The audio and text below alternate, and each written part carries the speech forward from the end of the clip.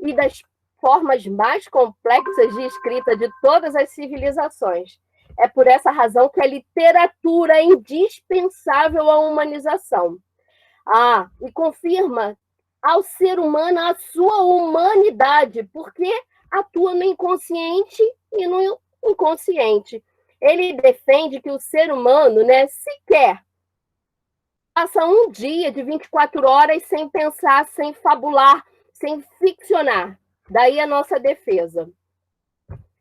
Então, quando a gente vai pensar nas sociedades e nas crianças, nós temos uma concepção de que as crianças fazem parte dos eventos sociais, né? Os nossos teóricos na sociologia da infância vão dizer para a gente que as crianças elas não são alienadas, as crianças estão conscientes de que a pandemia está acontecendo. É claro que as fontes de informação delas são muito múltiplas, são muito diversas, e aí esses múltiplos viés de informação que elas têm sobre a pandemia tem tensões, mas as crianças estão sabendo que está acontecendo a pandemia na sociedade e, de algum modo, elas estão sabendo por que a escola não está funcionando, na interação intergeracional com os adultos e com as mídias com as quais elas têm contato, essa informação chega a elas. Chega de modo diferenciado, é claro, mas a gente quer trabalhar com essa certeza, que as crianças, apesar de saberem que por conta da pandemia suas escolas não funcionam, elas estão com saudades das suas professoras, elas estão com saudades dos seus grupos de pares que constituíram, e elas estão com saudades desse espaço tão singular que é a escola, que tem uma constituição tão diferenciada da casa, por ser um espaço de educação formal. Então, é nesse diálogo, é nessa potência, é nessa compreensão que queremos afirmar que é necessário que as escolas, as professoras públicas pensem vínculo com as crianças. E eu quero trazer um exemplo de uma amiga minha, não vou citar o nome dela, porque eu pedi autorização, embora esteja público no Facebook dela, a comprovação de que as crianças realmente estão conectadas. Eu estava olhando no Facebook de uma amiga minha que trabalha na UMEI Jaci Pacheco, alguns dias atrás, e ela narrou que a filha dela, Bia, disse assim para ela, vamos brincar de noticiário. E ela disse, vamos brincar de noticiário. E aí a mãe perguntou para a Bia, qual é a notícia de hoje? E ela disse, a notícia é pandemia coronavírus. Você não sabe, mãe? Vejam como as crianças estão ligadas, como as crianças estão buscando compreender isso que está acontecendo no mundo e que, de repente, confinou algumas delas, não todas elas dentro de casa. Muitas famílias das classes populares foram obrigadas a permanecer na luta pelo seu ganha-pão, com todas as contradições que isso representa, mas elas estão sendo informadas desse evento, desse acontecimento que está posto para nós. Daí a gente tem que pensar, qual é o desafio de manutenção do vínculo? Eu vou dizer que o caminho dialógico para as escolas tem que ser a mediação literária. Eu acho que, se a gente compreende as crianças como sujeitos que não estão alienados, estão em diálogo com o mundo, estão em diálogo com os adultos, com seus pares infantis, com as mídias, reinterpretando o mundo, então é importante que a gente compreenda que elas estão com desejo e com saudade de suas professoras. E ainda que fossem recém-chegadas na escola, elas ficaram surpreendidas por esse evento que as impediu de chegar para a escola.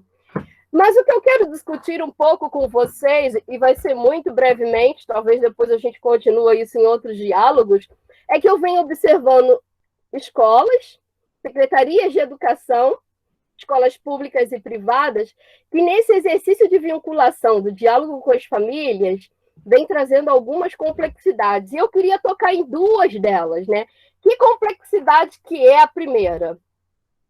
Quando vai fazer a manutenção do vínculo, essas escolas acabam trazendo as suas concepções.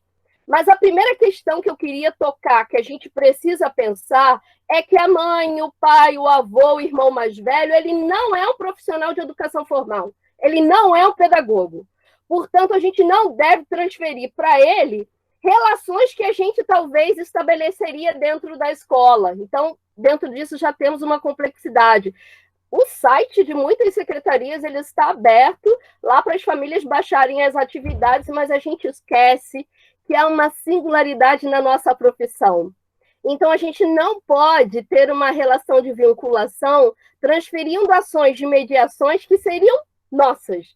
Então, essa é uma primeira complexidade. Eu não tenho resposta para ela, mas eu digo que isso está posto. E que a gente não pode entender que o pai, que a mãe, que a família dessa criança, ele é um pedagogo.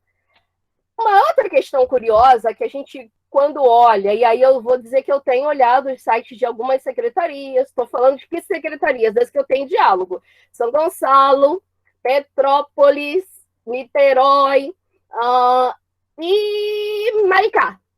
Tem algumas propostas ali que são bem complexas e que vão, de algum modo, desmascarar, eu vou dizer, ou isso ou aquilo, ou elas vão desmascarar realmente a concepção de escolarização que está posto na relação da compreensão e da função daquela escola, ou elas vão fazer uso do processo de escolarização porque nós estamos diante de um evento para o qual não fomos formados. Mas aí qual é a função da escola da infância, né? E a gente vem lutando teoricamente, a gente vem lutando no campo da formação já há muito tempo para que não seja uma perspectiva de escolarização. Então, essa é uma questão que a gente precisa enfrentar e essa é uma contradição que a gente enxerga com muita tranquilidade, né? É como quando você entra dentro de uma escola e o espaço vai te dizendo parte, não todas, mas daquelas relações e das concepções pedagógicas que a gente está ali. Quando a gente vê esses sites e as propostas que estão indo para as crianças, a Mariana Machado, ela está inscrita no curso, ela me mostrou algumas propostas que ela recebeu em casa para trabalhar com as crianças, isso é muito complicado. Então, o que eu quero pensar é que nós estamos, talvez convocados, como o Frenê esteve. Alguém está com o áudio aberto, Ju. Ju, fecha o seu áudio.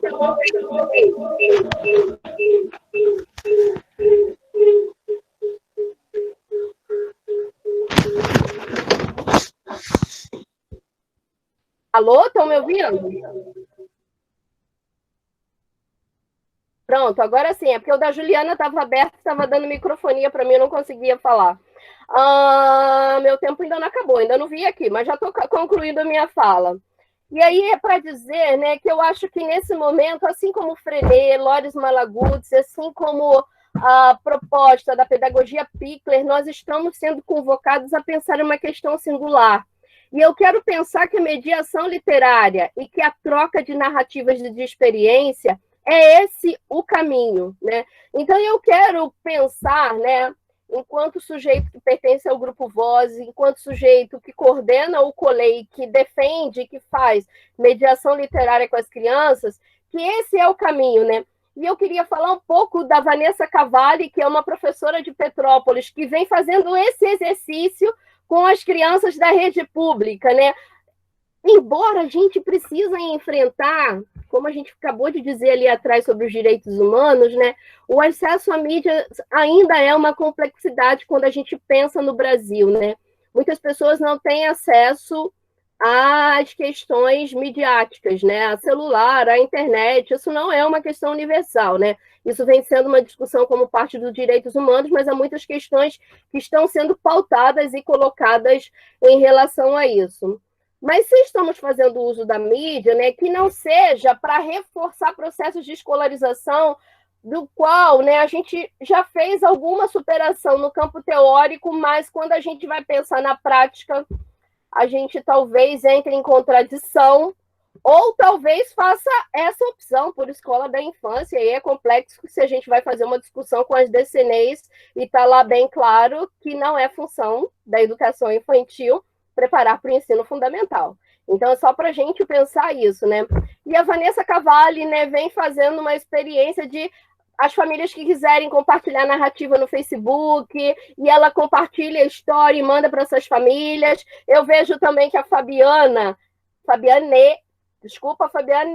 e a Delma, né, que trabalham em Niterói, também vem fazendo esse exercício.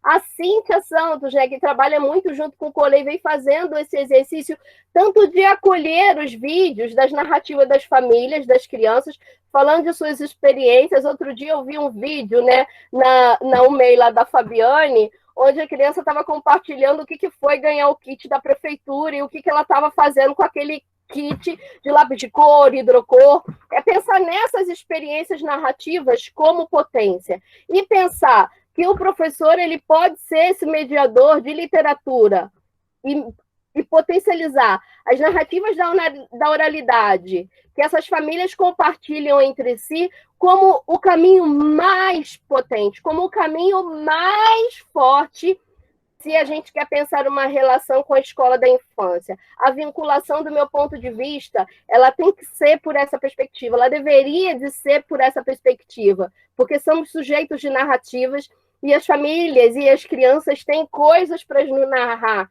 dessa experiência em que estão vivendo, e nós temos também coisas para lhes narrar, e temos também a possibilidade de fazer elas terem um contato com a literatura. Eu agradeço o espaço de fala, e foi isso que eu trouxe hoje para o nosso diálogo.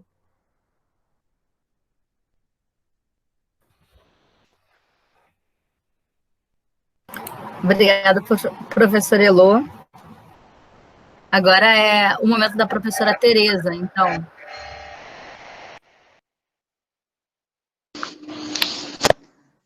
Boa tarde a todas, a todos. Eu quero saudar os colegas que retornaram, também aqueles que estão vindo pela primeira vez, e dizer que a gente continua tentando tematizar aquilo que está lá na ementa do nosso encontro, né?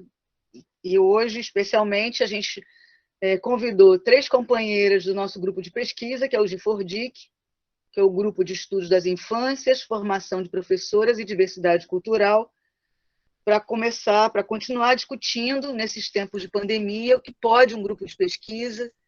E aí é importante essa pista que a gente vem também trilhando, que é a construção de vínculo, a busca de construção de vínculos na perspectiva de que, nesses tempos tão complexos, tão desafiadores, tentar chegar ao outro, buscar o outro, né, se faz extremamente necessário, especialmente para nós, para todos aqueles e aquelas que buscam, né, conhecer melhor como as nossas crianças estão, como que elas estão recebendo e vivendo esse período de pandemia. Então, vou chamar aqui a companheira do nosso grupo, a Adriana Cabral.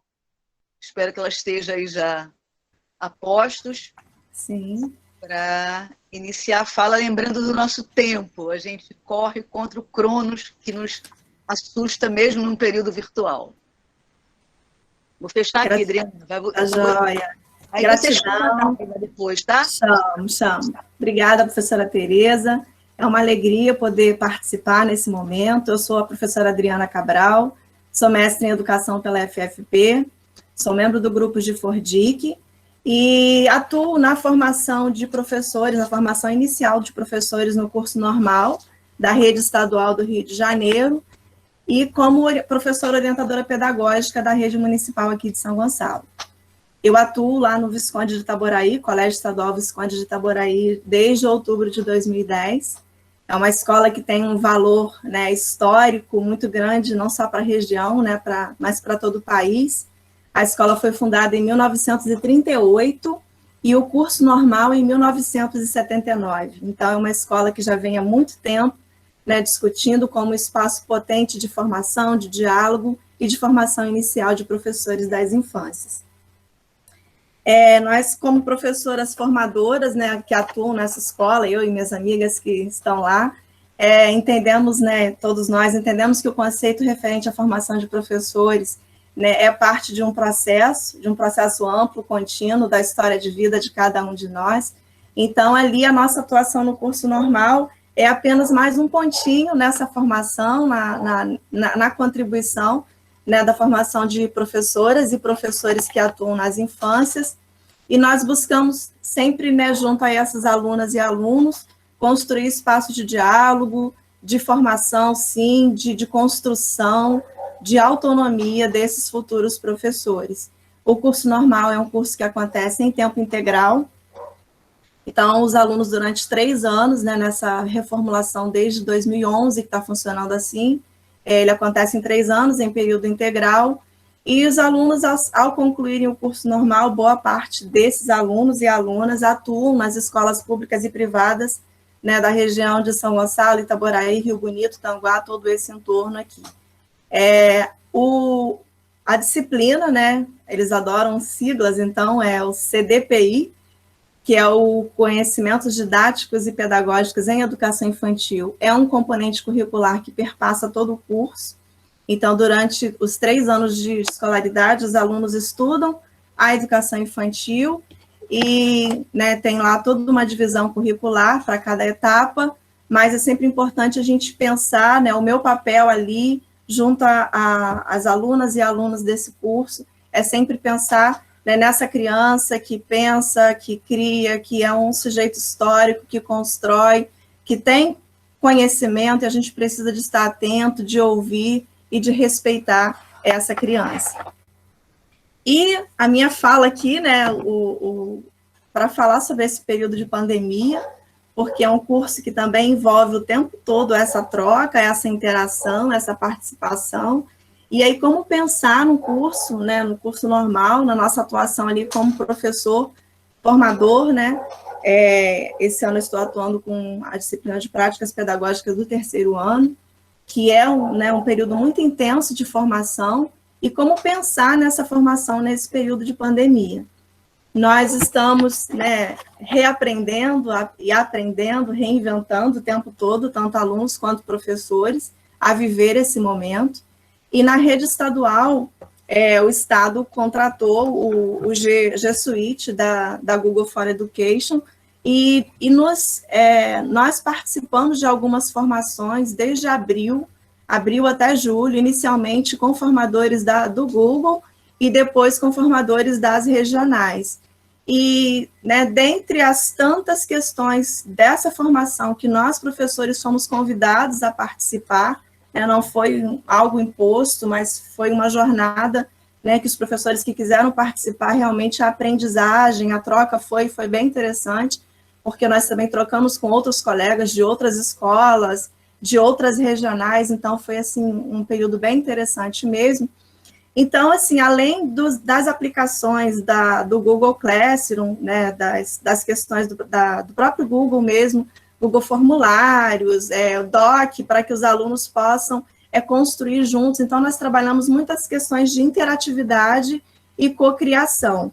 Então, eu busco com os alunos, a gente trabalha lá, eu uso muito o Padlet, que é o mural interativo. Então, sempre quando tem um seminário remoto, algum texto, algum tema que nós estamos discutindo, eu coloco o link do Padlet para que eles possam ir ali construindo o seu texto, usando diferentes linguagens, né, fazer a sua construção. Então, alguns alunos fazem vídeo e postam lá seu vídeo, poemas, ou textos autorais bem interessantes têm surgido, né? Não sei se é a ferramenta que proporciona essa participação, essa interatividade, mas eles têm participado, né, de uma maneira, assim, criativa, bem interessante. E aí nós vamos trabalhando, né, além do Padlet, o Mentimeter, que sempre quando tem uma avaliação, uma atividade de encerramento, para que eles possam construir nuvens de palavras, e outros aplicativos que promovam que encurtem um pouco esse distanciamento, né, do virtual. Então, nós temos ali as aulas síncronas, assíncronas, momentos em que os textos e vídeos são colocados sem essa interação, tem momentos que são virtuais, com essa interação direta com o professor no Google Meet, né, e é todo um planejamento e uma proposta bem interessante, mas como, né, vivemos aí num país em que, infelizmente, né, nós temos visto a desigualdade, o aumento da desigualdade a cada dia, e nós percebemos isso diretamente ali na nossa atuação. Tem turmas que 50% conseguem acessar a plataforma, mas eu já soube de relatos de colegas que tem turmas que só entram 3, 4 alunos. Então, assim, é uma dificuldade muito grande mesmo, e nós ficamos o tempo todo limitando no planejamento, na execução do planejamento, uma forma de atender, de chegar até esse aluno, de conversar com ele, ou se não é possível pela plataforma, a gente tenta pelos grupos de WhatsApp, Em alguns seminários eu aviso o pessoal, gente, ó, se tem algum colega que não pode entrar por conta do acesso, traz ele de carona na chamada de vídeo do WhatsApp. Em alguns momentos isso tem funcionado, outros não. Então, nós vamos buscando caminhos, buscando possibilidades, buscando formas de fazer, de reinvenção dessa prática, né? A gente conversa muito no curso, são algumas orientações também nas nossas reuniões, isso tem sido colocado. Os textos, né, não podem ser textos longos, os vídeos, nas minhas disciplinas eu procuro colocar vídeo no máximo de 20 minutos, eu não passo disso, já é muito grande, porque quem acessa por rede de dados de celular, 20 minutos de vídeo é uma imensidão. Então, assim, a gente procura estar sempre dosando essas questões, uma semana um vídeo, na outra um texto, para que o aluno tenha condição de acessar, né, seja por redes sociais, por rede de dados ou a banda larga, mas que ele tenha a condição de fazer. Só que são muitas disciplinas, né? Tem turmas que chegam a ter 20, 22 disciplinas, e aí se cada professor coloca um vídeo de 1 hora, de 40 minutos, realmente esse aluno não consegue. Então, nós precisamos, nesse planejamento, de estar conduzindo, né, e vendo toda essa situação. Então, nós usamos lá essa plataforma, do Google for Education, com seus vários aplicativos lá e aplicações.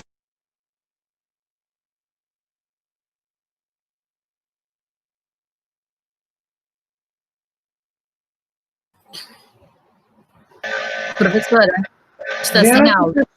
Adriana, você fechou seu áudio. Oi, voltei. Obrigada. Obrigada, gente, desculpa. E outros aplicativos que a gente consiga, né, essa interação e esse contato com os nossos alunos. Memes, nuvens de palavras e o que é possível criar nesse momento, atividades em que eles possam usar as múltiplas linguagens, né, ele pode usar a linguagem que ele quiser para apresentar aquele tema num dia determinado, seja por vídeo, ou seja na própria plataforma, ou na apresentação ao vivo. Então, a gente busca, assim, criar uma série de possibilidades para que esses alunos consigam participar. E eu quero encerrar a minha fala usando um pequeno trecho da música do Titãs, que eles colocam: quando não houver saída, quando não houver mais solução, ainda há de haver saída, nenhuma ideia vale uma vida. Quando não houver esperança, quando não restar nem ilusão, ainda há de haver esperança em cada um de nós, algo de uma criança. E assim eu vou encerrando a minha fala, porque as impossibilidades e desesperanças, elas nos são apresentadas diariamente, mas cabe a cada um de nós encontrar caminhos possíveis, lutar e ter esperança. Como disse Nova numa fala na UFRJ, o que conta mesmo é a força dos professores. E aí, falando em força dos professores, eu deixo, finalizando a fala, a minha gratidão e a minha homenagem à professora Janaína Damasceno, mulher forte, corajosa, aguerrida na educação pública de São Gonçalo, do estado do Rio de Janeiro, uma pessoa que deixou a sua marca, que nos marcou, deixou a sua marca na história da educação. Finalizo a minha fala e convido a colega Naila para fazer, então, a sua apresentação.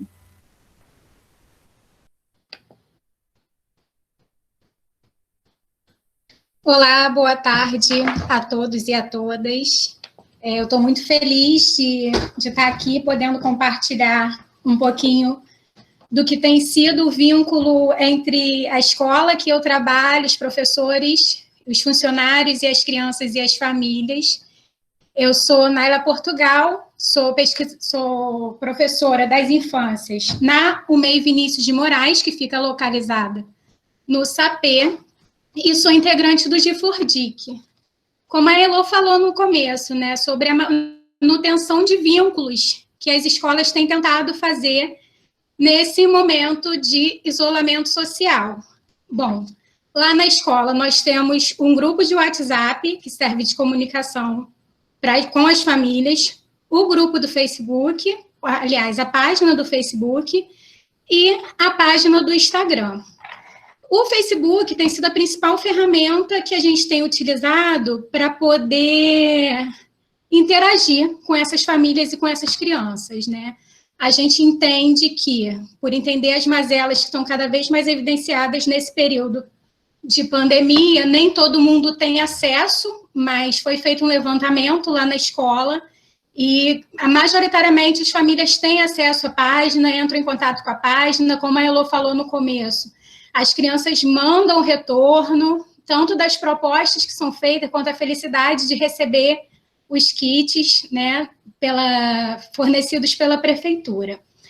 E quais são essas propostas, né? Eu vou falar sobre algumas dessas propostas que têm sido feitas. Desde que começou a pandemia, a gente começou a se reunir, a escola começou a se reunir para pensar em propostas que são contrárias a essa questão da escolarização, né? Principalmente. Educação infantil, a gente não entende dessa forma, a gente não pensa dessa maneira. E, né, para realizar essas propostas, a gente leva em consideração os contextos em que essas crianças estão inseridas. Então, a gente não pede compra de material, a gente não pede nada que esteja fora do pouco que a gente compreende sobre os contextos das crianças, né? Então, é muito material da natureza, muito elemento da natureza, é sucata, é observação, né? E uma das propostas que foi sugerida pela página da UMEI, pelas professoras da UMEI, foi, por exemplo, olhar um dia da janela ou sentar no quintal e observar as nuvens, né? Quem nunca fez isso? Em algum momento, ou na sua infância, ou até mesmo na vida adulta, olhou para o céu, que às vezes a gente passa na correria diária e nem para olhar o céu, e pôde observar outras formas, né? Ressignificar essas nuvens, dar uma outra forma para essa nuvem. Uma outra proposta também foi a de transver o mundo. Não sei se todos aqui conhecem a poesia de Manuel de Barros, que ele fala sobre o transver o mundo, que é a gente olhar e ressignificar também o que está à nossa volta. Ainda é tempo de isolamento social, por mais que a gente perceba que, de certa forma, houve uma banalização, né, da morte, mas ainda estamos em tempos de isolamento, então foi proposto para as crianças que elas transvissem os objetos que tinham na casa dela. Ou o objeto, ou o chão, ou o teto, e disso surgiu várias outras coisas. Tomada virou, a tomada que a gente conecta, virou uma carinha. Planta virou personagem de animação, e eles têm dado esse retorno na página. A gente, alguns grupos o grupo de 5 anos, por exemplo, está trazendo as brincadeiras que as professoras faziam nas infâncias, propondo que as crianças façam, também como, por exemplo, a bonequinha de papel, que você vai desenhar e vai cortar, jogo de amarelinha, corda. Então, tudo muito pensado, sem pretensão dessa escolarização, mas que não é da mesma forma que é na escola, de maneira nenhuma, porque na escola a gente tem afeto, a gente tem vínculo, a gente tem abraço, e a gente sente muita falta disso, mas a gente tenta dar uma continuidade ao que a gente entende por educação infantil, né? E também, como a Elô falou, a literatura tem sido algo muito presente, já era enquanto era presencial, e agora, nesses momentos, a gente está usando muito da literatura para estreitamento desses vínculos.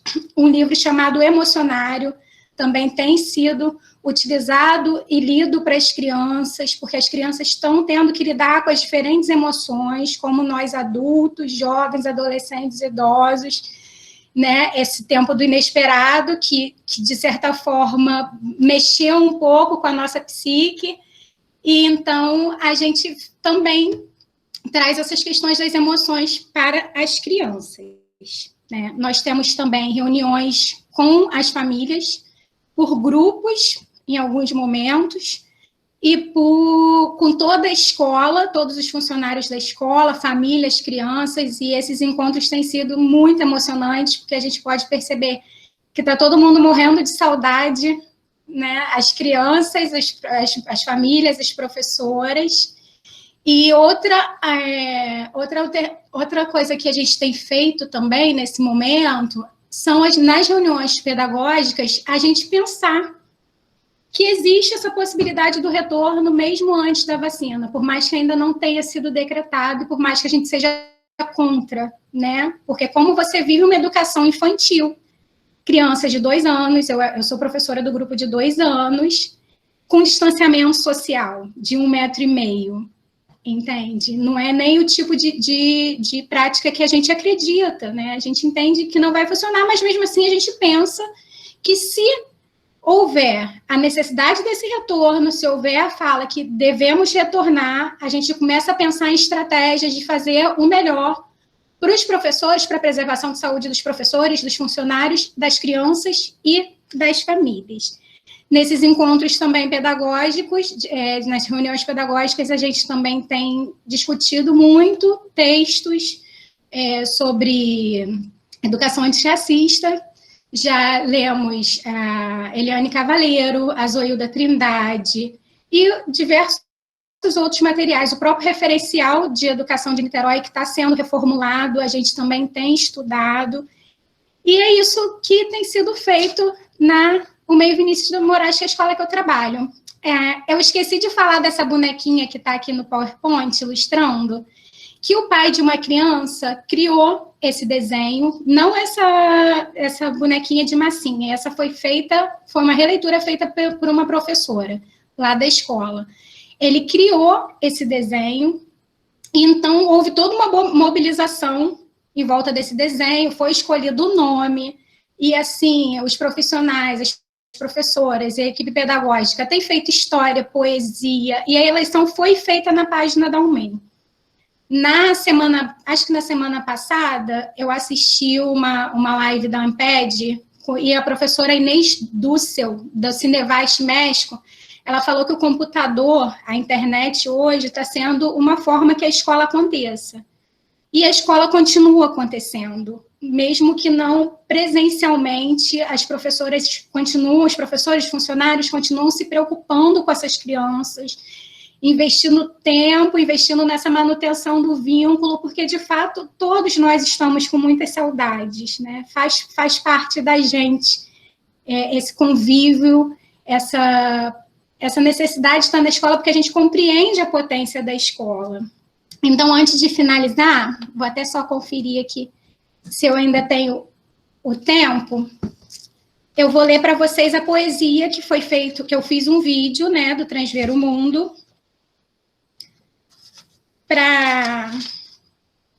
E não vai dar tempo. Então é isso, gente. Muito obrigada. Estou muito feliz por ter participado. E vou convidar agora a professora Fabiana para dar continuidade à fala dos integrantes do Gifordic.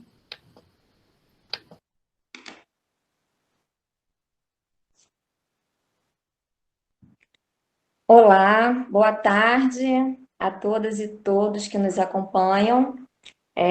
Com alegria, com satisfação, que eu quero agradecer ao grupo Vozes da Educação, nas pessoas das professoras Márcia Alvarenga, Maícia Araújo. Quero agradecer ao grupo Gifordic, já apresentado pela professora Maria Tereza Godard, e com o qual eu compartilho a minha fala aqui nesse momento, né, com as colegas que me antecederam, a Adriana Cabral e a Naila Portugal. Eu sou a Fabiana Peçanha, venho, nesse momento, compartilhar a minha fala neste encontro, né, para falar dos estudos que eu venho realizando no curso de doutorado em Educação do programa Processos Formativos e Desigualdades Sociais da Faculdade de Formação de Professores, sob a orientação da professora Maria Tereza Godard Tavares. A minha fala também, além do meu lugar de doutoranda, também ela é permeada pela minha experiência enquanto professora, enquanto pesquisadora, atuante em redes de educação básica, atualmente na Rede Municipal de Educação de Niterói, e enquanto professora e inspetora escolar na Secretaria Estadual de Educação, né? Então, esse é um pouco do percurso que vem me acompanhando aí no meu processo formativo, né? Que me possibilitou estar aqui nesse momento compartilhando com vocês dessa conversa, desse diálogo. E enquanto pesquisa no doutorado, enquanto tema de estudos, eu venho me dedicando a estudar o tema sobre o financiamento da educação, né? Mais especificamente sobre o Fundeb, que é o Fundo de Manutenção e Desenvolvimento da Educação Básica e de Valorização dos Profissionais de Educação, né? E a partir do foco no Fundeb, eu também busco fazer uma articulação com as políticas de garantia, né, do atendimento ao direito à educação infantil das crianças de 0 a 3 anos, da faixa etária de creche, e o recorte do meu locus de pesquisa são as políticas locais no município de São Gonçalo, né?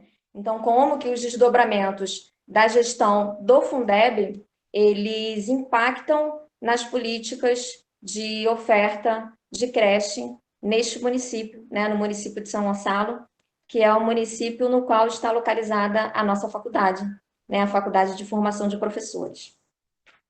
Bem, no que se refere ao Fundeb, enquanto uma introdução, né, para estar trazendo esse tema para o nosso diálogo, eu quero destacar alguns pontos que eu considero que são pontos relevantes para a gente contextualizar a política do Fundeb nesta nossa conversa e trazer um pouco do que eu venho estudando na pesquisa, né?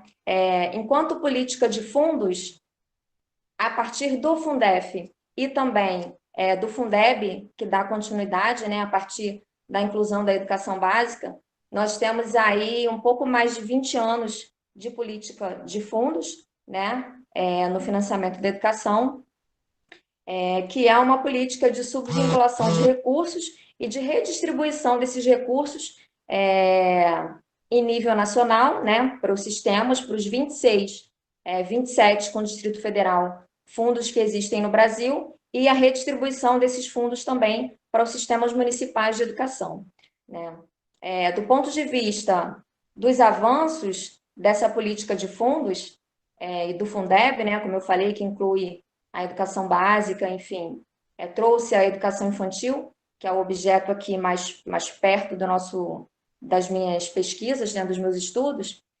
O Fundeb, ele é um avanço porque ele contribui para minimizar as desigualdades regionais, sobretudo, né, as dificuldades dos sistemas educacionais que estão inseridos em regiões do Brasil, estados do Brasil com baixa capacidade de arrecadação e, portanto, com baixa capacidade de financiamento e investimento nas políticas educacionais.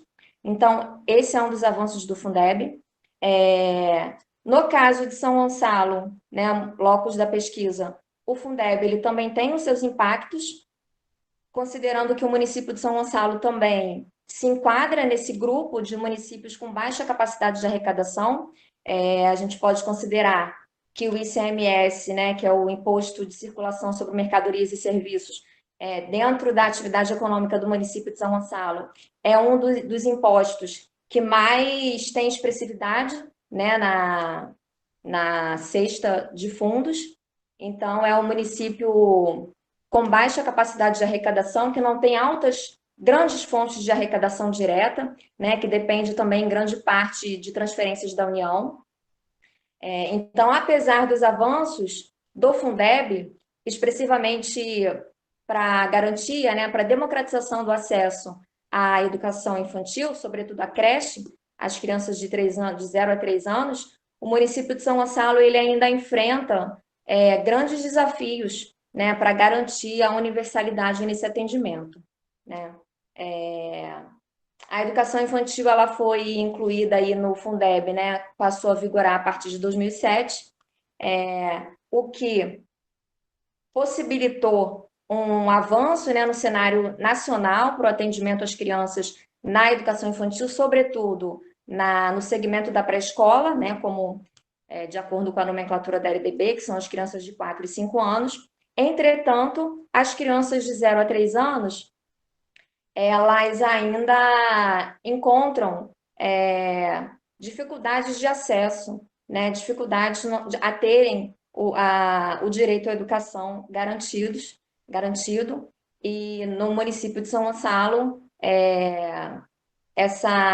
esse atendimento ainda não universal, ele é bastante expressivo pelo poder público municipal, né? As políticas ainda precisam avançar bastante. Bom, agora, do ponto de vista da atualidade do Fundeb, né, das políticas mais atuais para o Fundeb, a gente vem acompanhando aí, durante esse período de pandemia, um processo complexo, um processo conturbado de tramitação do Fundeb, né? Um cenário de inexpressividade, né, por parte do governo federal, dos sucessivos ministros da educação, que a gente veio observando no diálogo com a sociedade civil, né, sobre as políticas de tramitação do Fundeb.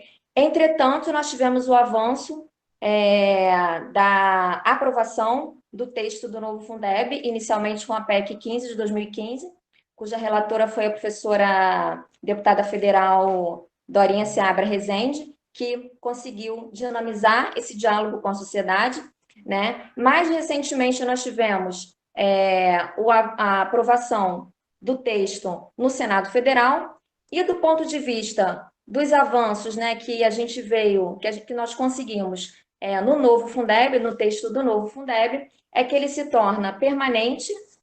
Agora o Fundeb se tornou permanente no texto da Constituição, não corre mais o risco, né, de ter o seu período de vigência aí, encerrando, como a gente está vivenciando nesse ano de 2020. Ele tornou-se mais redistributivo, né, ou seja, os critérios para redistribuição do fundo agora eles sofrem, eles são mais diretamente, têm possibilidade de serem empregados mais diretamente nos municípios, né, diretamente para os municípios que apresentarem maior dificuldade de arrecadação, que não atingirem o mínimo para custear, né, um aluno durante um ano letivo. O aporte da União ele aumenta de 10% para 23%. Esse aumento ele vai ser gradativo até o ano de 2026. E agora o novo Fundeb ele inclui o conceito de custo aluno-qualidade, que é aí uma luta que a gente já vem enfrentando desde o início aí da implementação do Plano Nacional de Educação, né? Agora, em relação a este gráfico que aparece aí para vocês, o que eu quero destacar, já finalizando a minha fala, né, trazendo para o centro do meu diálogo a oferta de creche para as crianças de 0 a 3 anos no município de São Gonçalo, é a discrepância, não sei se vocês conseguem visualizar bem, mas a discrepância no atendimento, na oferta de creche para as crianças de 0 a 3 anos, gonçalenses. Nós temos aí essa linha, né, mais elevada, é a oferta de creche na rede privada, a linha mais abaixo, né, é a oferta de creche na rede pública municipal. No ano de 2014, nós temos, segundo dados de pesquisa dos estudos que foram feitos para o Plano Municipal de Educação de São Gonçalo, para o ano de 2014, eram cerca de quase 48 mil crianças de 0 a 3 anos no município, e no ano de 2014, a oferta de educação para as crianças de 0 a 3 anos na rede pública municipal não chegava a 1.000 crianças, né? O registro de matrículas, de acordo com o INEP, era de 801 matrículas, né? Ou seja, 801 matrículas nas creches municipais, diante de uma realidade em 2014 de quase 48 mil crianças. Agora nós temos aí 2018, 2019, um número muito próximo de atendimento, né, do ano passado para este ano, um número muito próximo, onde a gente chega aí a 5.000 matrículas na rede, em torno de 5.000 na rede privada, né, e em torno de um pouquinho mais de 1.000 matrículas, como vocês podem ver nesse gráfico aí que está sendo mostrado, 1.000 matrículas e 1.148 matrículas na rede pública municipal para atendimento ao direito à educação das crianças de 0 a 3 anos, o que impacta fortemente as crianças, majoritariamente das classes populares, as famílias e as mulheres das classes populares. Né, eu estou finalizando a minha fala, desculpa se eu corri um pouco no final, né, mas é que eu vi aqui que o tempo encerrou e consegui, acho que, dar conta da proposta que eu trouxe para esse diálogo, e muito obrigada.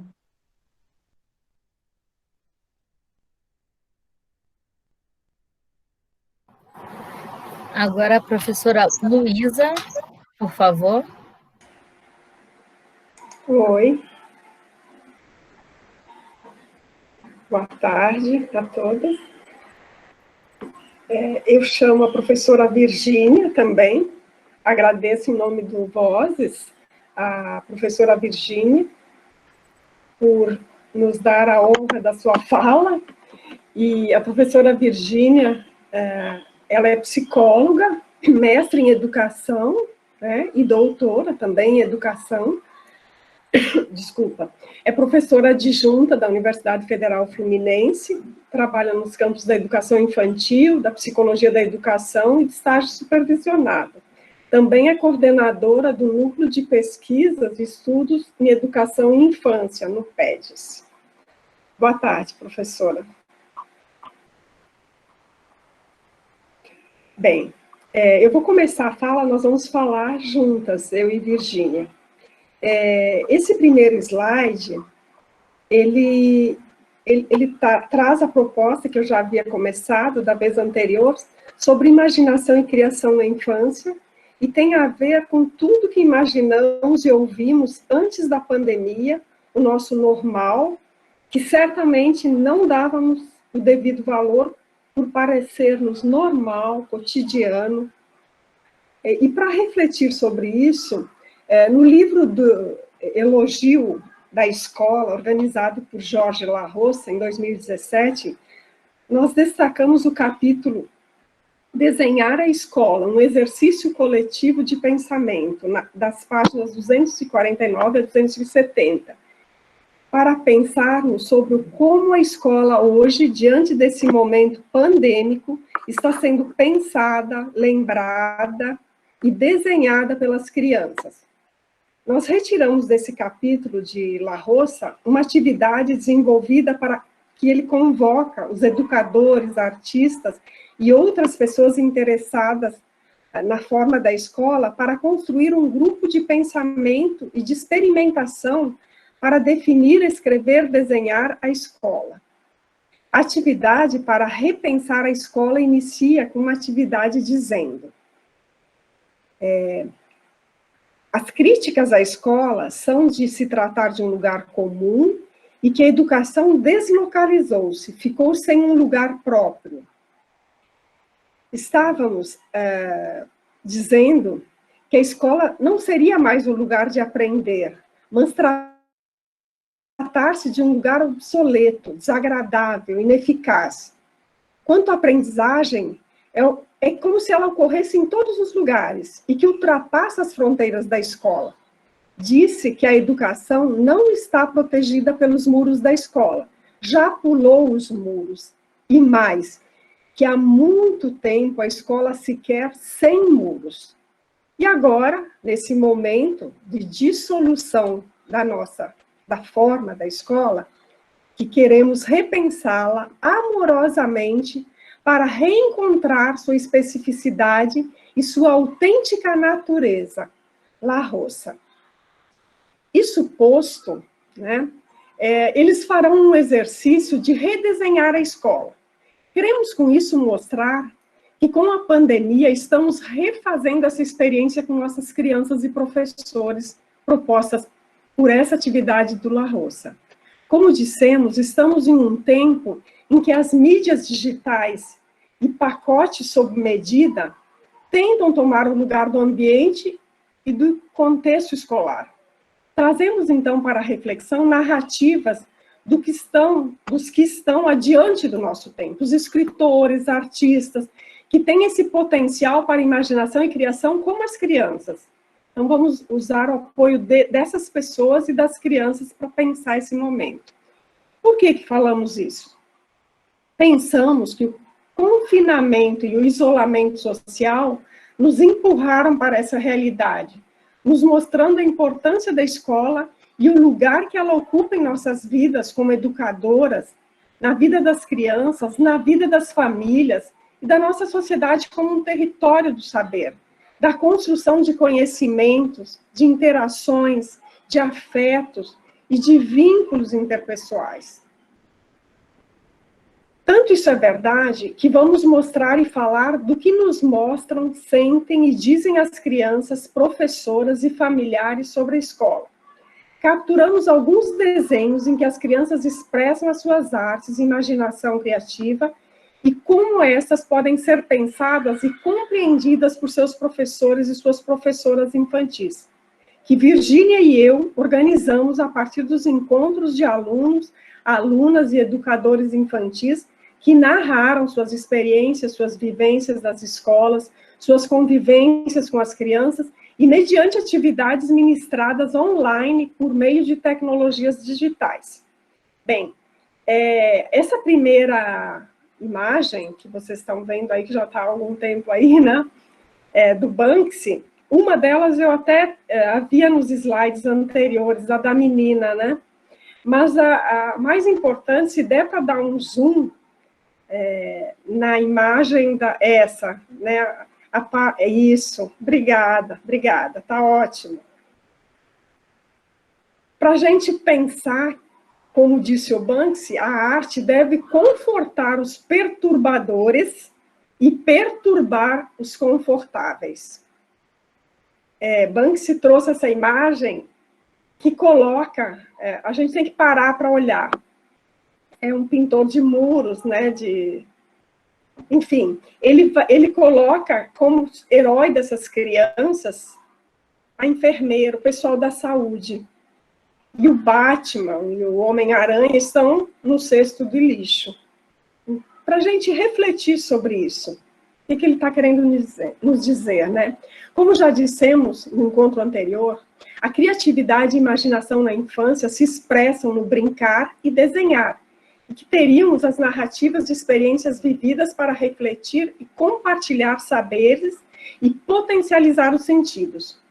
Como fala a artista Petra Orlová, é uma tcheca, foi feita uma pesquisa com essas pessoas para elas falarem sobre a pandemia. São pessoas com notoriedade na arte, na escrita, né? E ela fala o seguinte: estamos experimentando no momento um empurrão dos limites da nossa imaginação. Essa experiência é valiosa. Sempre nos foi dito que vivemos em um sistema que não pode ser mudado. Em questão de dias, contra a vontade de muitos, a vida pode mudar radicalmente. E efetivamente, nós dissemos, mudou no mundo inteiro, especialmente para as crianças, que de um dia para o outro viram ser confinadas em casa, com suas vidas, rotinas alteradas, e sem compreender como e por que um tal de vírus não me deixa mais sair, não me deixa ir para a escola, ver meus amigos, avós, familiares, brincar em outros espaços, caminhar pela rua, frequentar lugares públicos, dentre tantas outras atividades que preenchiam nossas vidas. Segundo a autora, Petra, né, o corona é um treinador elíptico, nos ensinando a ver o mundo sob uma nova luz. A incerteza está aí e é para ficar. Próximo slide, por favor. Então, aqui a gente... Desculpa. A Virgínia vai falar. Gente. Virgínia, você está sem som. Virgínia, você está sem som. Liga teu microfone. Obrigada, agora tá. Obrigada. Boa tarde a todos e todas. Agradeço imensamente a gentileza do convite, né, nessa parceria aí de fala com a querida professora Maria Luísa, né? E a ideia de trazermos, né, esse mural do Cobra é pensar no trabalho dele a partir da coexistência, né, de 5 religiões, de 5 crianças, onde esse artista plástico, né, grafiteiro e muralista, ele quis nos mostrar a representação de diferentes culturas e religiões como um ato de fé diante da pandemia e em busca de cura e vacina para essa doença, né? A obra homenageia as vítimas, né, do coronavírus ao redor do mundo e ele anuncia que essa obra será leiloada para ajudar pessoas, moradores de rua, né, moradores sem teto de São Paulo.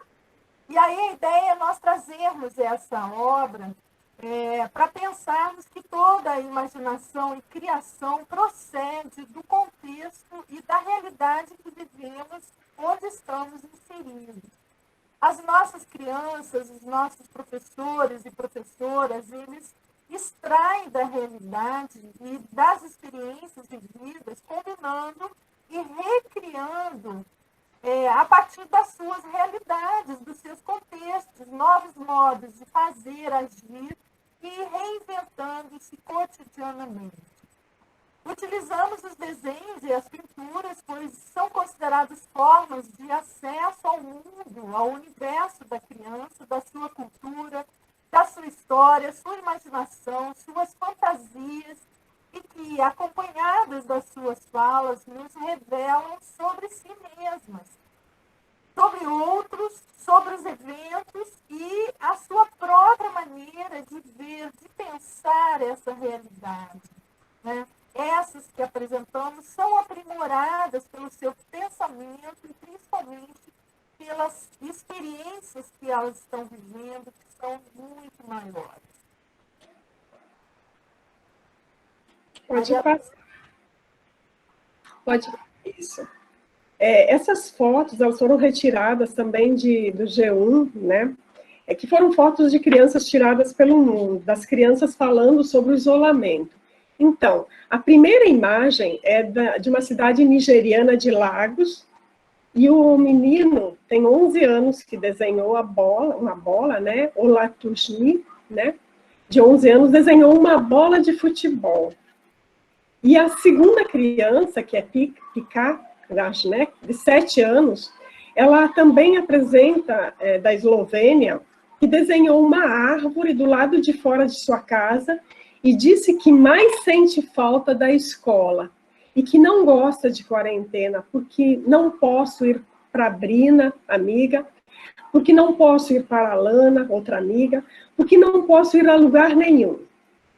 Essa última menina, né, Eslovênia, ela faz uma referência positiva à escola, e muitas das imagens faziam referências positivas. Sempre a brincadeira e a frequentar a escola com atividades que fazem parte do cotidiano das crianças e que elas estão sentindo falta, e elas, no mundo todo, elas expressam isso, né? Essas duas imagens revelam também as diferentes infâncias que a pandemia nos mostra, especialmente quanto ao uso das tecnologias, que a gente vem falando tanto, né? E isso nos faz lembrar Paulo Freire. Sobre os usos das tecnologias, ele escreveu que não as divinizava nem as diabolizava. Em entrevista com Seymour Papert, em 1985, ele sinalizava que o uso das tecnologias na educação provocaria um aumento do abismo entre os mais pobres. Precisamos repensar nesses marcadores sociais. De que crianças estou falando? Meninas ou meninos? De quais comunidades, etnias, classes sociais, etc. A pandemia não escolheu indiscriminadamente, atravessou a vida de todos e todas de forma avassaladora, rápida e amedrontadora. Diante dessa indiscriminada pandemia, devemos considerar que o isolamento social obriga-nos a considerar que o que antes dividia nossas vidas em realidades públicas e privadas, agora nos vemos misturados e até mesmo confusos para discernir o que se configura como privado e o que se configura como público. Estamos em vias de iniciar um semestre letivo, aproximando-se do final do ano de 2020, com exigências institucionais de ministrarmos disciplinas em formatos online, sem sabermos operar com destreza as plataformas virtuais para isso, mediante tecnologias que possuímos e que nem sempre estão adequadas para essas demandas. Uma questão importante que nós trazemos é que Para as famílias, né, sejam elas ricas, pobres, urbanas ou rurais, torna-se importante e urgente ter acesso à internet, para que consigam acessar as demandas das escolas, das universidades, das empresas, das instituições em geral. O celular se mostra como uma tecnologia mais abrangente para as famílias de baixa renda e que muitas vezes possuem somente um aparelho, né, para atender a demanda de todos os membros residentes naquele espaço escolar, familiar. Sendo assim, né, os nossos alunos destacaram que no Noroeste Fluminense, muitas famílias dão prioridade aos filhos que estão em fase de escolarização. E as crianças da educação infantil ficam à mercê da disponibilidade das folgas nos equipamentos, da disponibilidade das famílias, de acessá-las, da compreensão dos adultos, né, sobre a importância dos encontros, mesmo que virtuais, com os seus pares, com as suas educadoras e com as atividades oferecidas, né, por elas para manter os vínculos com a escola.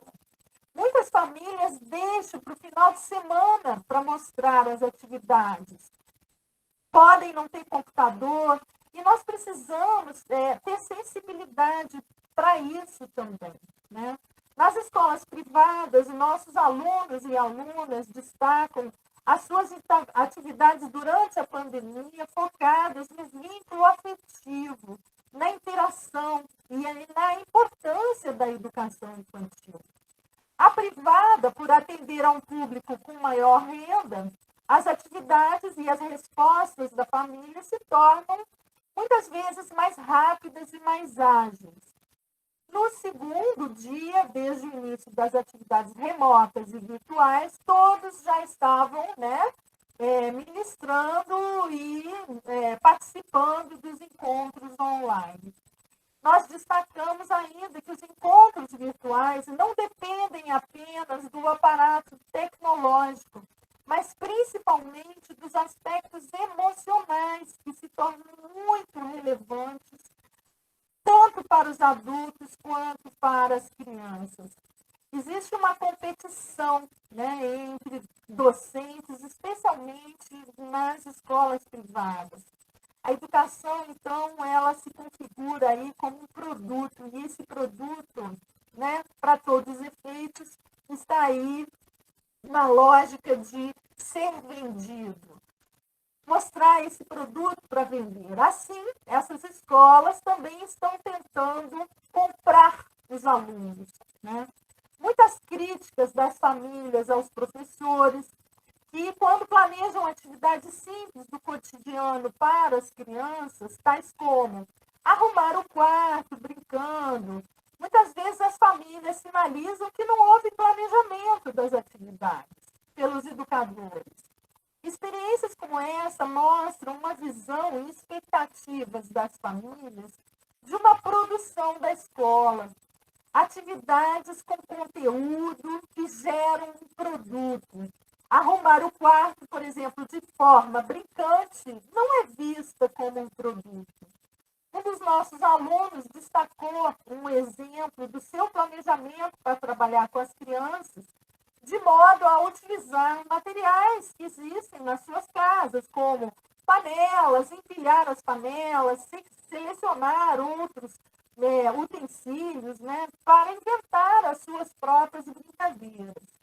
E aí, nesse momento, nos reportamos a um artista plástico e pesquisador da cultura do brincar, que é o Gandhi Kioski, que vai afirmar que o brincar gestual, sonoro, e de uso livre de materiais também se manifesta, muitas vezes em parecenças e similitudes, independente da cultura, pois o que está por trás disso é o alcance imaginário da criança, a sua capacidade de acessar os fundamentos da memória coletiva, né?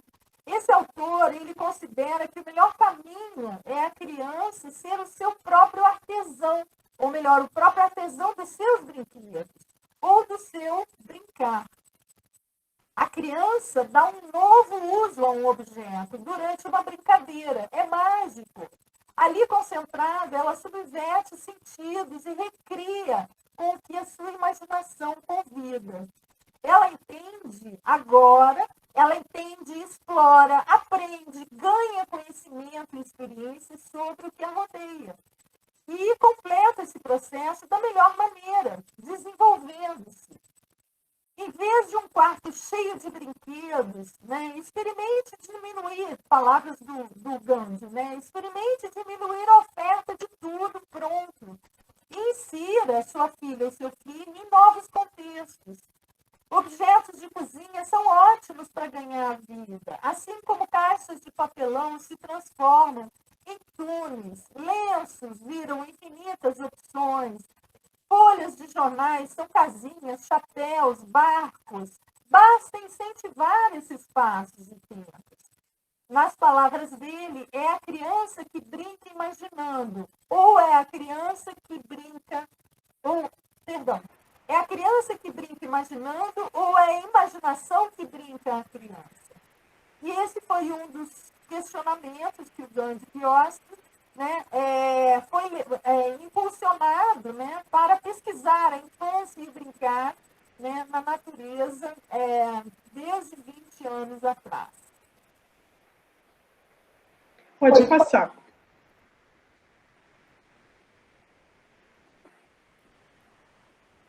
Sobre tecnologias. O que nos dizem as crianças? Segundo George Seslen, é um artista e jornalista, que foi também pesquisado pelo Instituto Goethe, a pandemia nos distanciou dos outros fisicamente, isolados, mas não sozinhos. Acessibilidade excessiva, transcendental. Segundo esse artista, né, ele diz que ficarmos isolados, mas totalmente acessíveis estamos, né? Invisíveis, mas totalmente transparentes. Deixados a sós, mas totalmente controlados. E é isso que as crianças nos mostram. Nessa imagem, né, é de uma pessoa que eu conheço, né, eu pedi para poder passar. Eu estou tendo eco, acho que é o microfone da Virgínia. Você tem como fechar, Virgínia, por favor, enquanto... Isso, obrigada. Aí depois eu fecho quando você fala também. Obrigada. Será que essa criança gostou da atividade que ela estava fazendo? Dá para dar um zoom, por favor?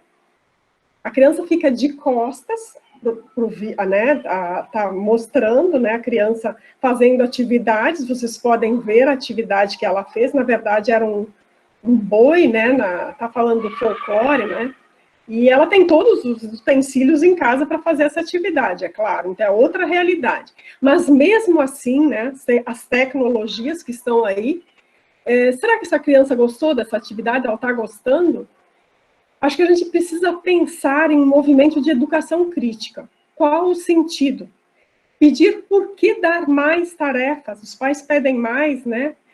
Elas perderam a socialização, o afeto, o encontro das infâncias e suas afinidades. E aí é notória a rejeição. Ela não quer trocar de roupa na hora de fazer as tarefas, não quer pentear o cabelo, está de pijama. E a mãe quer preparar ela como se fosse para a escola. Mas a criança diz que quer mudar de escola, quer ir para uma escola grande, com muita gente. A mãe nos fala, então, da reunião do planejamento realizada para a volta às aulas e os cuidados que foram indicados. Diz a mãe: tenho que desconstruir tudo que sempre apoiei, a socialização, dividir o lanchinho, emprestar o brinquedo. Agora a distância. Não poder levar brinquedos, não trocar nada, usar máscara, estarão separados por 2 metros de distância. Então, eu não vou mandá-la para a escola. O pai está desempregado e eu só posso ficar em home office com a prerrogativa de que ela não tem escola, né? Assim, ela fica com o pai e eu terei de ir trabalhar. eu acho que surge uma outra questão, por isso que a gente trouxe. Me parece que essa mãe também, né, não quer perder essa conexão que estabeleceu com a casa, com os filhos, com a família reunida, além da segurança e de estar sendo bem cuidada em casa pelo pai, que é outra questão que a pandemia, né, nos mostra. Quer dizer, a Virgínia vai falar um pouquinho disso também, dessa visibilidade, né?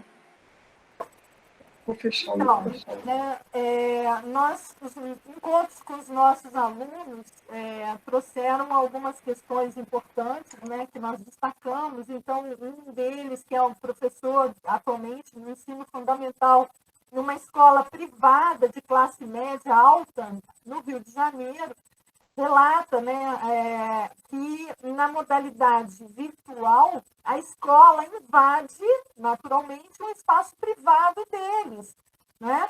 E invade o espaço privado dele também, né, como professor. Pois, segundo as palavras dele, sabe como é que é a minha casa, o meu quarto, a cor da parede, etc. E acho que estou no TikTok, né? E nem sei se estou sendo filmado e também não sei onde isso vai parar. E aí ele traz uma outra questão, que nessa escola eles têm um processo constante de avaliação dos alunos do ensino fundamental, e ele relata, né, de cenas do pai dando cola para o filho, né, no momento aí de uma avaliação, e que então tudo virou público, né? As redes sociais divulgam a escola, existe competição aí entre os docentes, especialmente nas escolas privadas, para mostrar quem faz o melhor produto. Educação enquanto produto, e esse produto, como nós já dissemos, na lógica de que ele precisa ser, né, vendido, entre aspas, né?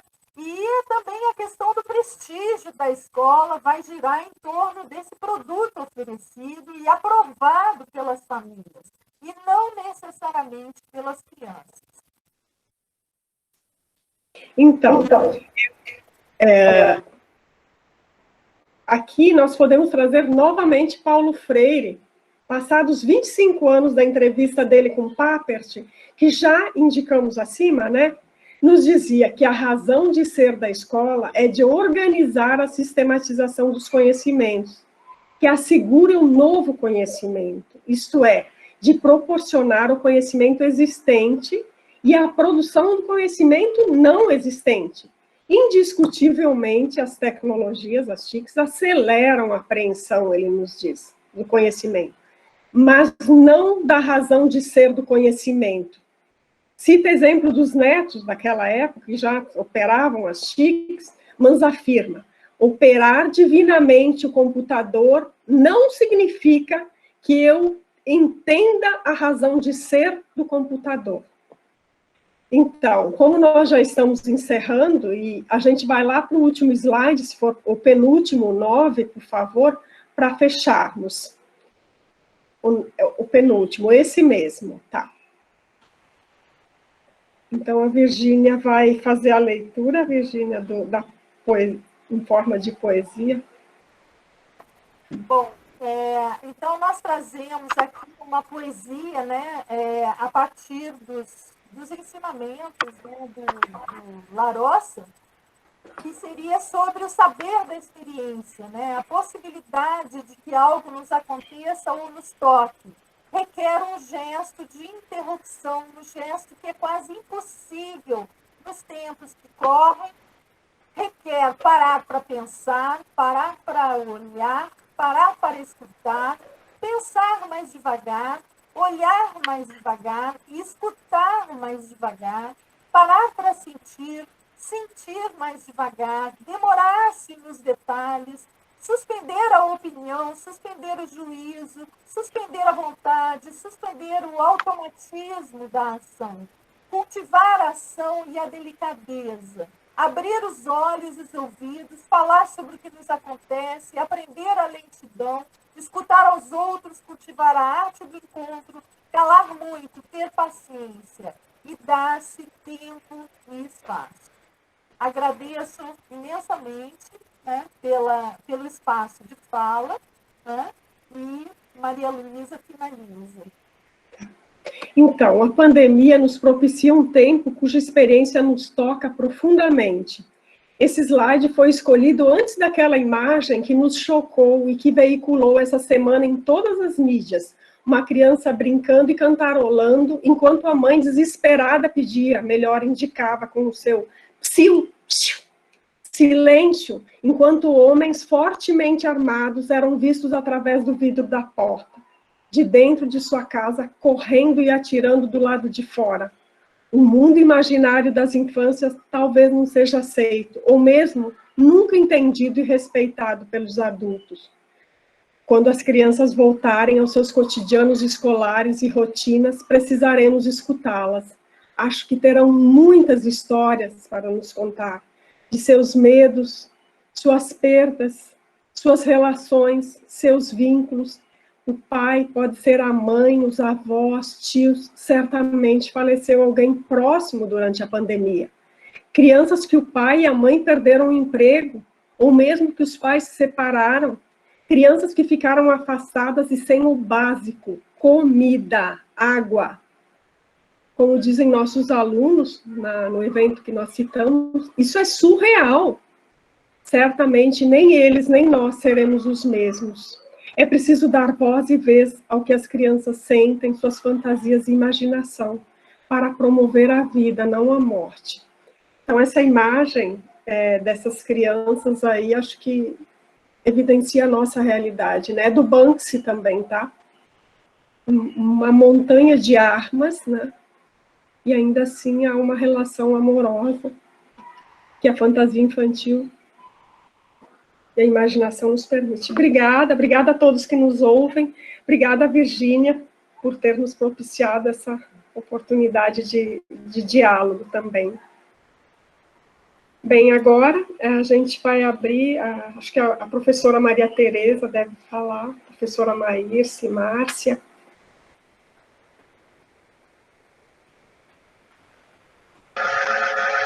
Oi, acho que já falei, né?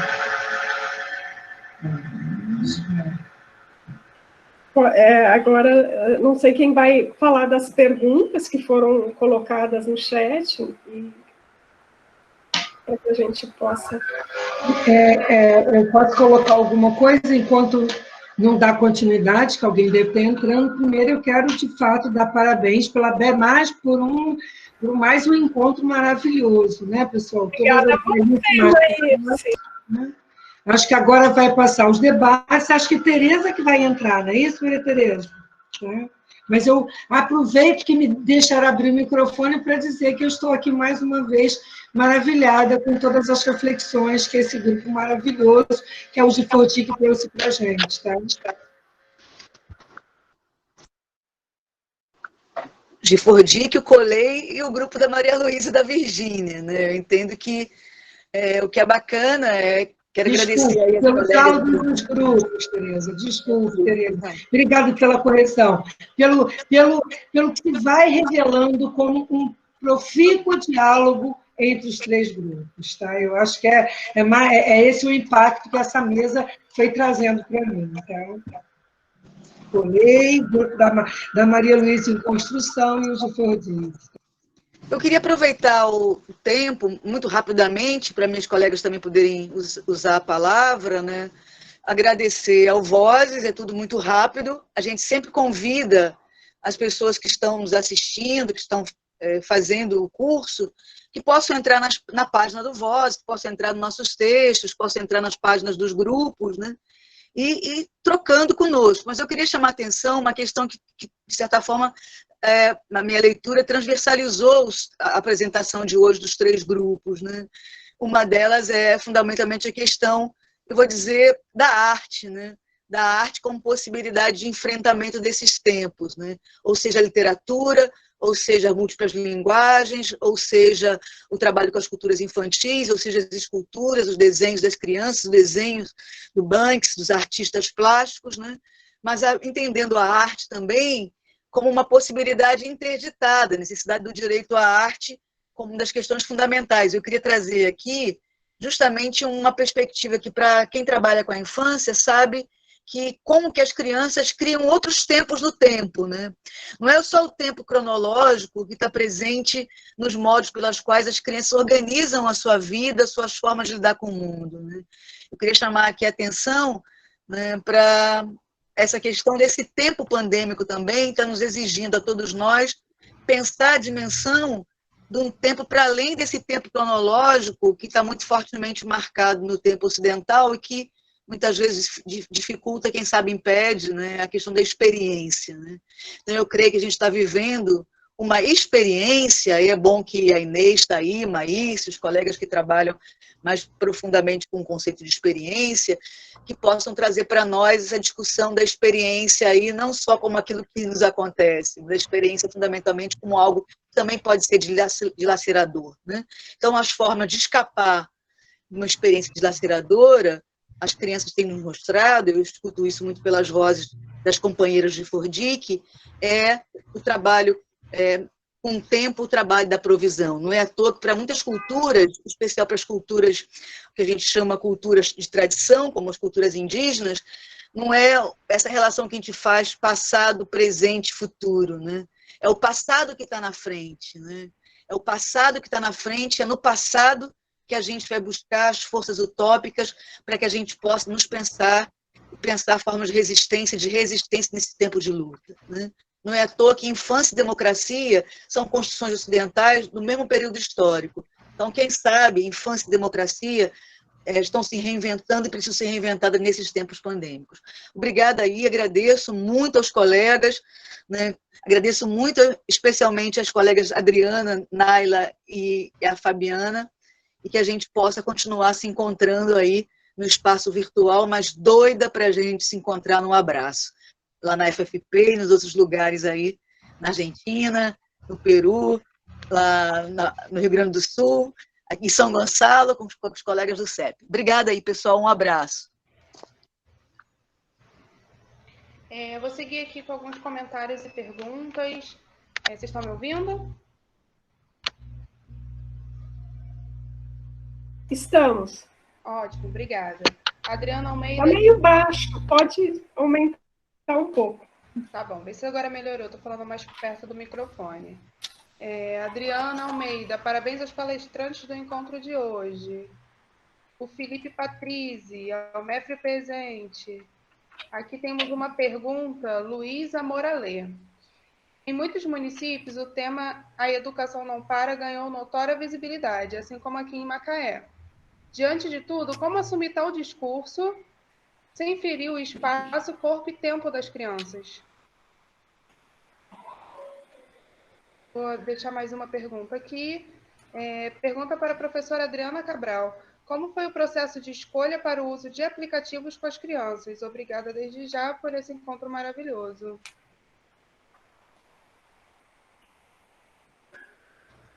Mais alguns elogios. Vou deixar essas duas perguntas. Alguém quer responder primeiro? Oi, me escutam? Sim. Eu sei que tem uma pergunta específica para a Adriana, eu já sei que ela também abriu o áudio, né? Mas quando temos um município dizendo assim, educação não para, eu fico me perguntando que concepção de que educação que se está falando. Também eu acho que se tem uma cautela nisso, né?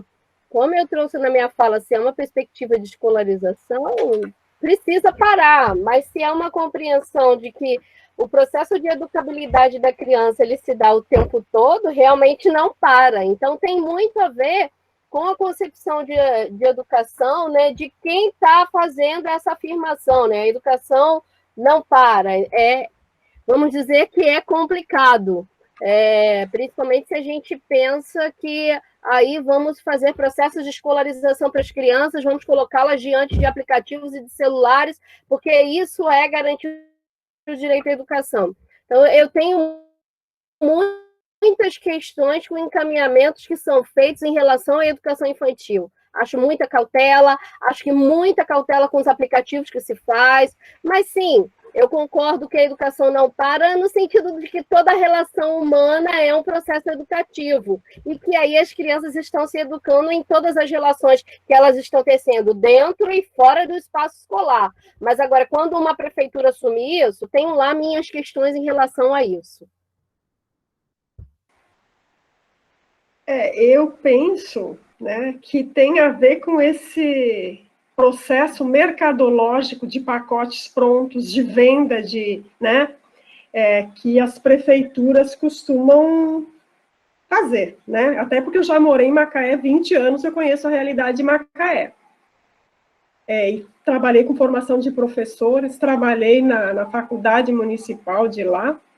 Eu não sei nessa gestão, porque eu estou longe de lá já há 4 anos, mas me parece que é uma tentativa de sempre ficar na vanguarda, né? Como as escolas privadas fazem. E como eu mostrei daquela criança, era lá no Rio Grande do Sul. E a proposta da escola era para uma criança de 4 anos, da educação infantil, né, um processo de pintar Bumba Meu Boi, que ela estava fazendo era um Bumba Meu Boi, e que tinha a ver com nada, o folclore eu acho que é interessante, né, trabalhar com as questões populares, da cultura popular, mas aí a atividade que foi feita, né, de recorte, pintura, de uma imagem pronta, não sei o quanto isso acrescenta pelo computador, né, a criança não podendo interagir, porque eles fecham o microfone da criança. Aí é complicado. Então, eu acho assim, fere o tempo, fere o espaço, porque invade as casas, nós não falamos, eu e Virgínia, mas uma das questões que colocaram é que as agressões, né, uma situação que um aluno colocou, que ele presenciou uma mãe batendo numa criança, durante o horário da apresentação, e ele não pôde interferir, gritando, falando palavrão, e todos assistindo. Uma das imagens das crianças também é falando do estresse dos pais, desenhou a mãe fazendo yoga, porque ela acha que os pais estão muito estressados com os deveres da casa e cuidar dos seus filhos. Então, é uma outra questão que a gente não apresentou, e que eu acho que invade as casas, eu acho que o professor falou, que a Virgínia apresentou, do TikTok. Eu nem sei se eu não estou no TikTok, onde minha imagem foi parar, porque eu não tenho controle do que eles gravam de mim também. As professoras da educação infantil falando que perdem a espontaneidade, porque as crianças pequenas não têm autonomia para utilizar as tecnologias. Então, quem liga e acessa são os pais. E aí os pais participam das aulas, estão presentes. E que elas se sentem também intimidadas e receosas com tudo que elas falam, fazem, né? Então, é outra questão para a gente pensar. Não sei se alguém mais quer falar, Virgínia ou Adriana. Eu quero responder a pergunta que a Maria Clara deixou ali no chat sobre aplicativos para criança. Maria Clara, na fala, né, na minha experiência que eu trago, é do curso normal, são os alunos do ensino médio. Então, eles curtem essa linguagem do meme, de trabalhar com nuvens de palavras, usar diversos aplicativos para promover essa interação. Com as crianças, aí dependeria da realidade, das condições, do acesso. Eu sei que na escola municipal, que eu trabalho em São Gonçalo, nós não teríamos possibilidades de ampliar tanto essa questão dos aplicativos, porque em muitos casos é um celular para a família toda, e a criança pequena, ela depende dessa disponibilidade do seu responsável liberar o aparelho para que ela use. Então, são aplicativos que eu coloquei na minha fala, mas voltados para adolescentes, para jovens do ensino médio.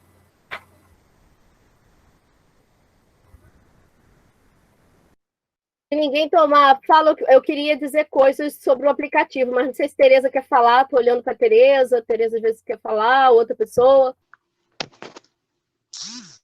Eu queria falar muito rapidamente que essa questão, a gente não pode esquecer que a gente vive uma sociedade capitalista, então a própria pandemia também é um negócio, né? A gente está observando aí, ninguém está se furtando de observar no nosso período de isolamento, a quantidade de negócios mal feitos, de corrupção feitas a partir da vida humana. Então, é fundamental que a gente também possa ter, corroborando um pouco o que a Virgínia falou, e você também, né? Como que a sociedade capitalista, mesmo ela cria formas, né, de espoliação, de expropriação, de acumulação, mesmo num momento desse tão terrível para boa parte da população, para boa parte da humanidade, né? Então, é um pouco também que as crianças também não estão isentas disso, também são vulneráveis, né? São os sujeitos talvez mais vulneráveis dessa pandemia, né? Então, esse negócio da tecnologia também é um negócio multimilionário. Vai aí, Elô.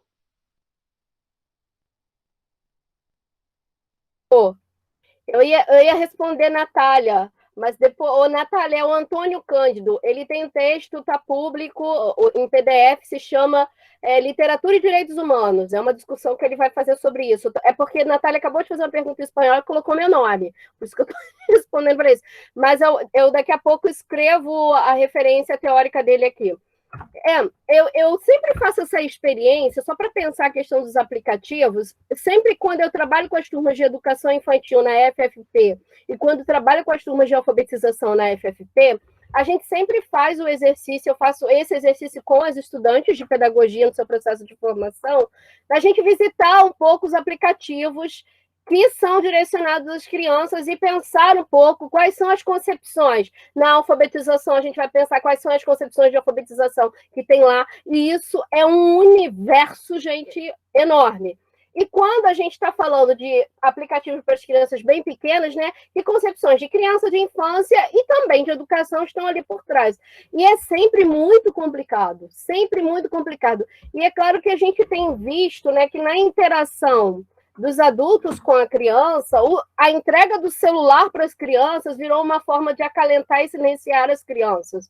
Então, às vezes, as mães precisam, as famílias precisam fazer algumas coisas, entregam o celular para as crianças, baixam jogos e aplicativos para as crianças, e muitas vezes sem estarem considerando isso. Claro que as famílias não precisam fazer essa leitura que fazemos, mas nós, enquanto educadores, precisamos fazer essas leituras. E vou dizer que até hoje a gente não encontrou um aplicativo, eu vou dizer, eu estou trabalhando na FFP desde 2015, abril de 2015, gente. Nós não encontramos um aplicativo que pensasse a criança, ou que fosse um aplicativo aberto, né, como um jogo de RPG.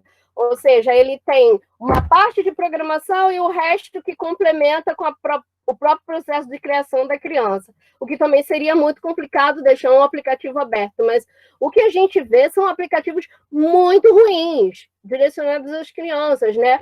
Com perspectivas de compreensão de educação, que é isso, repetir letrinha, que é isso, passar por cima de não sei o quê, coisas que já superamos no campo teórico, mas que na prática para a gente ainda é um desafio. Então, eu quero dizer que eu venho fazendo, junto com os estudantes de pedagogia, esse estudo sempre nas disciplinas de educação infantil e de alfabetização, e vou dizer, não temos coisas que prestam, e aí a gente sabe de algumas prefeituras que fazem a adoção desses aplicativos, mas são muito ruins. Essa é a minha leitura dos aplicativos, né? Embora a pergunta não foi feita para mim, mas eu queria dizer também sobre isso. Posso entrar um pouquinho aí? Eu lembro que a Edwige Zacour, né, companheira nossa da UF, publicou um texto onde ela dizia: e o boi continua babando no computador. Quer dizer, essa discussão é um pouquinho anterior à questão dos aplicativos, mas já é a questão dos aplicativos, né? Vai falar de todos esses programas lá que já vem acontecendo há mais de 10 anos e que pretendem alfabetizar as crianças a partir do computador, né? Então, ela trabalhava um pouco com essa imagem.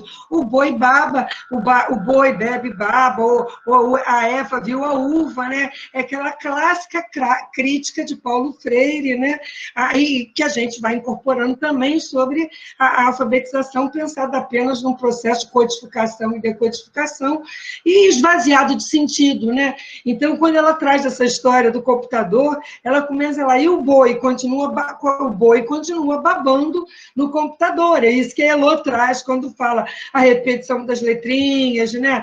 Ou ver para que lado que o peixinho está olhando, se é da esquerda, se é da direita, o que está em cima, o que está embaixo, né? Só um pouquinho. Sim?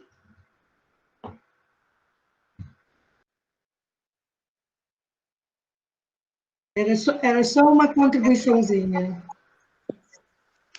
Bom, pessoal, a gente, olha só, a gente pode ver quem é que está querendo fazer uma despedida do encontro de hoje, falta 5 minutinhos, vocês não, alguém do grupo, acho que pode fazer o fechamento do dia, não? Eu sugiro que a Maria Luísa, que é a nossa caloura, a gente é veterana, a Heloísa, eu veteraníssima, Heloísa, que é caloura, possa encerrar. Com o maior carinho. Eu e Virgínia, então. Virgínia, você está aí? Tá. Bem,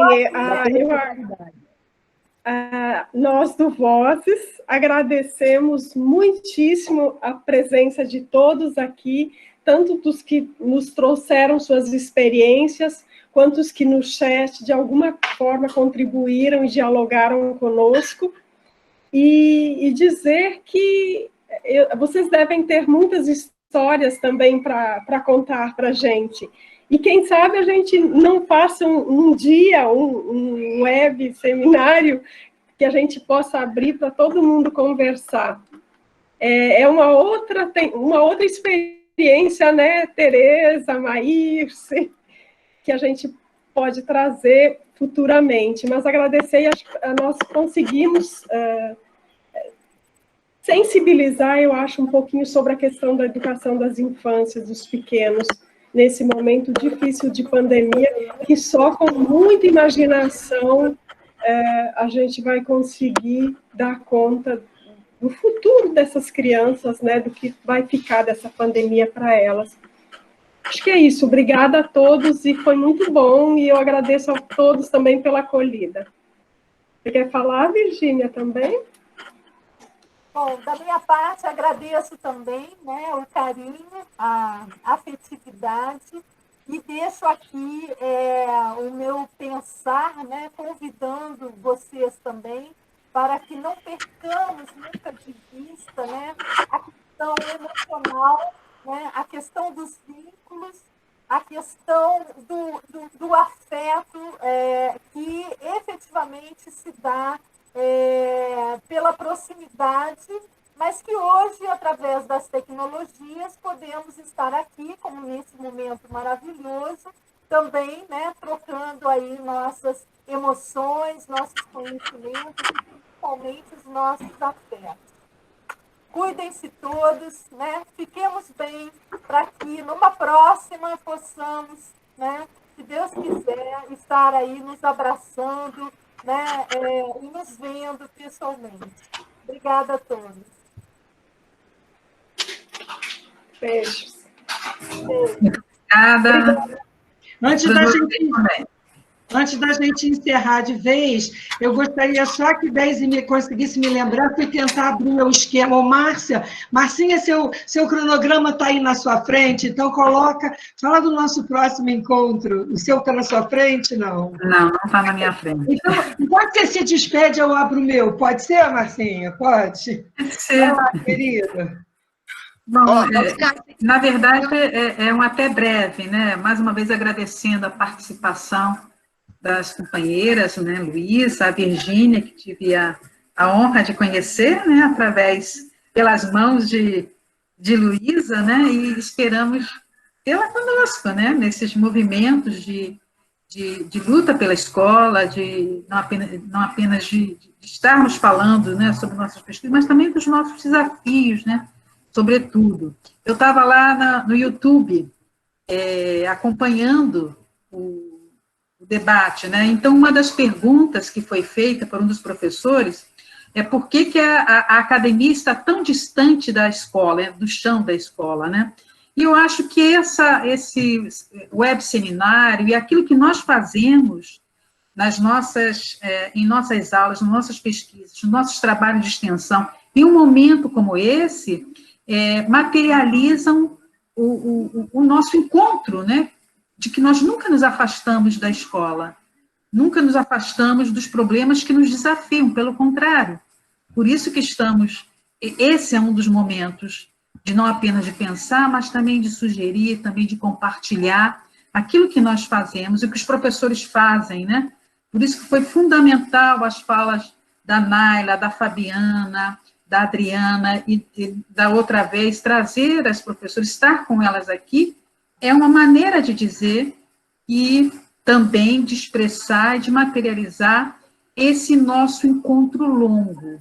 Nós temos um encontro longo, né? Nós nos dispersamos das professoras, dos professores, daquilo que a escola produz, daquilo que a escola faz, e por isso que a escola sempre pulsa em nós. Nós não fazemos pesquisa de uma forma abstrata, nós não falamos sobre a escola, mas nós falamos a partir dos companheiros e das companheiras, no diálogo com os companheiros e com as companheiras, e esse momento, por exemplo, é o momento de dizer que foram falas que só podem ser ditas porque conhecemos a escola, porque não nos afastamos da escola, porque permanecemos nesse longo encontro, né, nessa jornada longa com os companheiros e companheiras e com a vida, né, da escola, a vida pulsante da escola.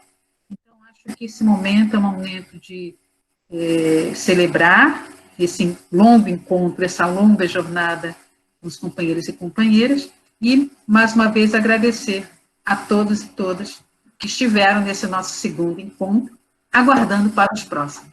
Muito obrigada.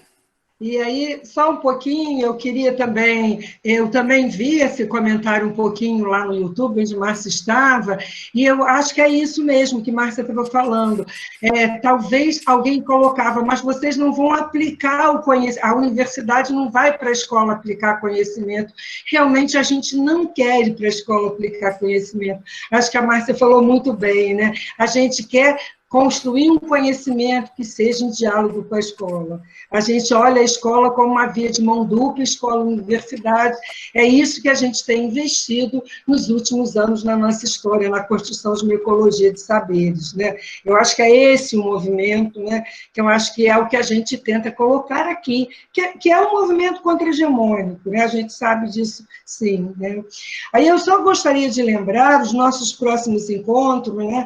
Aí, com o encontro que termina hoje, a gente termina o primeiro módulo do curso, né? A partir os dois próximos encontros, eles já serão coordenados por outros grupos de pesquisa do Voz da Educação, né? E eles vão acontecer no dia 15/9 e no dia 6/10. O tema do encontro é viver, narrar, pesquisar, formar e escrever na pandemia. E aí nós teremos 4 grupos de pesquisas também, que é o grupo, um que eu coordeno, o Almefre, alfabetização, não vou falar todos, porque eu não vou saber, só vou saber os nomes e não as siglas. Então, é um coordenado por mim, Maírcia Araújo, o outro coordenado pela Inês Bragança, que é o Polifonia, o coordenado pela Annelise Ribeto, que é o coletivo Diferenças. Ai, meu Deus, espera aí, deixa eu olhar aqui. E o grupo GPEC é coordenado pelo professor Guilherme Prado, que é da Unicamp, né? Inês também é do Vozes, é da Unicamp, né? E é isso, né? No dia 15/9, 6/10, estaremos aqui para dar continuidade a esse nosso diálogo, tá bom? Obrigada aí, tá? E boa tarde, ainda tem mais um minuto, se alguém quiser falar. A saudade de Natália, saudar Gabi, Natália, nossas companheiras de Neuquén. É sempre uma alegria, né? Ter vocês, muita força, né? Da Nuestra América. Sim. Viva a nossa